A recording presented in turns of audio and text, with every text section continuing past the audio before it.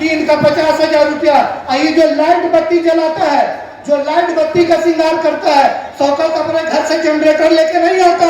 शौकत का बाप का नहीं है कि ये जनरेटर लगा के आता है, ये बैतुल माल का है, ये बैतुल माल के इलेक्ट्रिक से जलाता है और बैतुल माल अपने खजाने से उस इलेक्ट्रिक बिल को भरता है। हम ही पूछना चाहते हैं कि शौकत को इतना छूट किसने दिया और शौकत को इतना छूट क्यों दिया जा रहा है, उसको क्यों नहीं निकाला जाता। जब जब शौकत को पकड़ने की बात आती है, सोहराब भाई जैसा आदमी बाहर हो जाता है। जब जसीम ने शौकत को पकड़ा, जसीम के खिलाफ में मुहाजराई हो गई कि तुम भी बाहर जाओगे। एक नई कमेटी का कल ऐलान कर दिया गया, ये लोग कमेटी बनाएंगे। इदारा बैतुल माल के अलाबागान में है, फैसला के अलाबागान के आवाम करेगा। हम लोग करेंगे, कोई बाहर आदमी नहीं करेगा। हम लोग करेंगे ये ऐलान कि कौन कमेटी में रहेगा और कौन नहीं रहेगा। जो चोरी करेगा वो कोई नहीं रहेगा, चाहे वो मेरा कोई हो। हम 3 साल का हिसाब देंगे, 16 साल का हिसाब तुमको भी देना होगा। आप बिना हिसाब दिए हुए आपको छुटकारा नहीं है, जाने नहीं देंगे। इसलिए कि जो बचाव कमेटी बना था उन लोगों ने भी तो यही कहा, हिसाब को क्लियर करो, साफ सुथरा रहो और यहाँ पर अच्छे लोगों को लाओ। अभी उनका भी वही बात है ना, हम लोग भी करेंगे और मेरे भाई राजू माल का भला होना चाहिए। इस बैतुल माल का हम लोग का थिंकिंग यही है। हम लोग का थिंकिंग किसी व्यक्तिगत आदमी से पर्सनली लड़ाई कोई नहीं है। लड़ाई है तो इदारे का। इदारा में आप लोग 16 साल से हिसाब दे, हम लोग 16 साल से आप लोग हिसाब दे। हम तो हम जब से हम उसका देंगे। आपको मैं रिकॉर्डिंग सुनाऊं, माताब बख्श में सदर जसीमुद्दीन साहब के पास एक ऑडियो रिकॉर्डिंग भेजा है, उसमें लिखा हुआ है यानी बोला हुआ है, सदर साहब यानी जसीमुद्दीन साहब ने मांगा था कि माताब बख्श साहब कम से कम हमको वो वाला हिसाब दे दो जब से हम आए हैं बैतुल माल में, मेरा टर्न ओवर का तो हिसाब दे दीजिए। हम अपना कम से कम अपना हिसाब जो 3 साल का वो तो पब्लिक में दे दे। वो लिख के वो ऑडियो में बोलते हैं, जसीम साहब आपने जो हिसाब मांगा है वो आपको 10 तारीख को आपको हिसाब भी देंगे। आपने कुछ कागजात भी मांगा, वो भी आपको दिया जाएगा। जो पेपर मांगा है अपना टर्म का, जो आपका टाइम चल रहा है, वो टाइम का जो पेपर हिसाब किताब जो मांगा है वो आपको दिया जाएगा। क्या दिया जाएगा? दिया नहीं है, यानी कि आज भी हिसाब जसीमुद्दीन के पास नहीं है। वो देगा तब हम लोग पता चलेगा। आज भी जसीमुद्दीन के पास हिसाब नहीं है। और यही की लड़ाई है कि कम से कम तुम 16 साल वाला नहीं दे रहे हो तो मेरा टर्म वाला दे दो।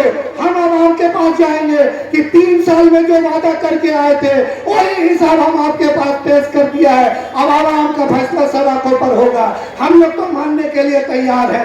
आप बताया जाए, अब आप लोग बताइए कि एक आदमी शादी बाड़ी का पैसा, एक आदमी स्कूल प्रीमिसेस का पैसा, ये पैसा इतना गबन कर, ये तो खुद बोली कि बहुत बैतुल माल का पैसा खुर्द बुर्द हो रहा है। बिल्कुल सही है, लेकिन नकाब में क्यों आए हैं?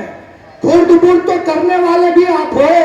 हिसाब तो बैतुल माल स्कूटी बॉडी मांग रहा है, 13 महीने से मांगते जा रहा है। आपने बोला 10 तारीख को देंगे, आज क्या तारीख है भाई? क्या तारीख? 30 तारीख। न मिला हिसाब, नहीं मिला भाईचार, नहीं मिला भाई। क्यों? दिया जाएगा। हमने खुद मांगा, जसीमुद्दीन मांग रहे हैं कि हमको हिसाब का वो कागज दिया जाए जो मेरा टर्नओवर का है, लेकिन मेरा भाई वो भी नहीं दिया गया। और आज कहते यानी कि हम लोग के पास नहीं है। लड़ाई इसी चीज का है।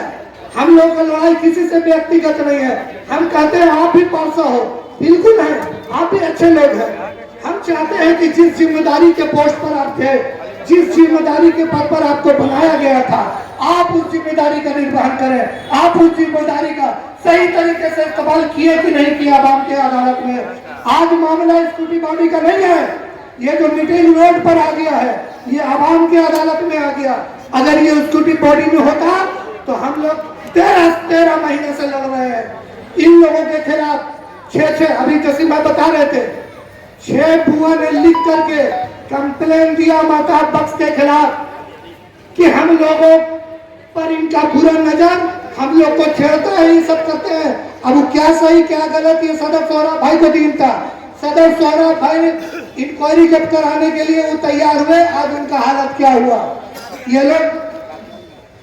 और जब बात ये जो लिफ्ट का, जो हम शुरू में बताया आप लोगों की लिफ्ट का जो काम में महताब साहब भी और सारे लोग, हम लोग का पूरा टीम दिल्ली का जो भी हो सब लोग थे, बुनियाद में हम लोगों के चोरिया मस्जिद के इमाम हजरत सैयद महताब आलम अशरफी साहब को बुलाया गया था। हमारे करीब का मस्जिद जो होगा, हम लोग इम्तियाज नहीं करते कि बैतुल माल में कौन मस्जिद का कौन इम्तियाज आ रहा है इमाम। हर मस्जिद के अतराफ के जितने मस्जिद है सारे मस्जिद के इमामों को बुलाया जाता है। रमजान में जब तरावी होती है भाई तो हम लोग बुलाते हैं कि नहीं, लेकिन उस रोज जब बात नजदीक कोई नहीं था तो इमाम साहब को बुलाया गया। इस पर भी उनको चिढ़ है। हमारे इमाम, हम लोगों के केला बागान के इमाम से उनको चिढ़ है, कहते हैं कि तुम इनको क्यों बुलाते हो। ये कुरान शरीफ का लेके जो ऐसे ऐसे चमका ला रहे थे, ये जो कुरान की बेअदबी मुसलमानों की ही पढ़ा है और इदारों के सामने हो रहा था, आप लोग खामोश होकर के देख रहे थे। आप लोगों ने कभी आवाज नहीं उठाया कि कम से कम चलो कोई बात नहीं, इदारा के लिए नहीं उठाए तो नहीं उठाए, कम से कम कुरान के लिए तो उठाना चाहिए था। आप लोगों ने वो भी कल नहीं किया, तो हम लोग तो कुरान घुमाएंगे नहीं। लेकिन इनका अकीदा कादियानी वाला है, ये अल्लाह अल्लाह के रसूल को आखिरी नबी नहीं मानता।